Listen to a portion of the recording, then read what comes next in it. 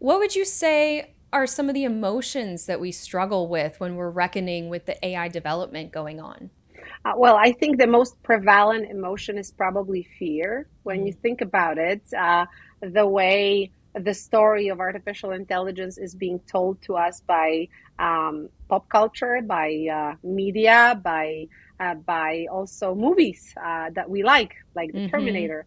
It is mostly really a story that is infused with fear, with a sense of threat, where artificial intelligence can reach a level where it figures out that it's also as smart as we are, or perhaps even smarter, and then becomes our enemy. And I think it's in many ways a story about our history, how we've struggled, and how there were so many conflicts and revolutions as we were moving forward as a civilization. And I do think that we kind of put many of these fears into AI because this is something we know. On the other hand, we are absolutely intrigued, right? It's an intriguing field.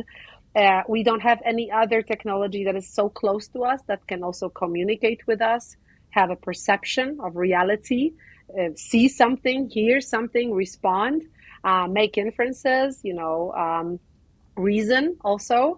So I think in that way we are challenged by it, but we're also very interested and intrigued by it, and how it's going to evolve in the future is a very intriguing question here. Well, and I have an interesting question about that too, because you talk about the fear and the concerns about, Terminator and Skynet. Do you think us as a society, we do a disservice because every time something interesting in AI comes up, we immediately go to the bad rather than the Mm. possible good? Hmm. Mm. Well, yes, I absolutely agree with that. So I'm definitely on the, I hope, rational side here. So very often I would just say, hey, let's not panic. It's just a technology. AI is a statistical model. It's very good at what it does, and it can be very helpful to us. But nonetheless, it's just a tool.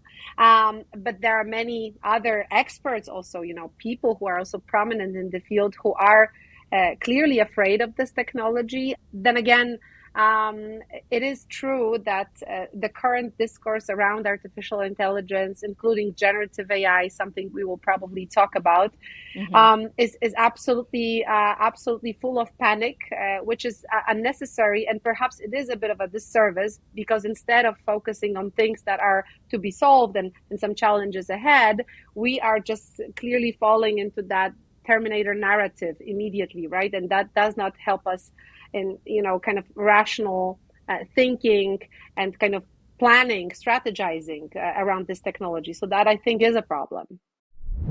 That was just a sliver. Want more? You can catch the full interview right here.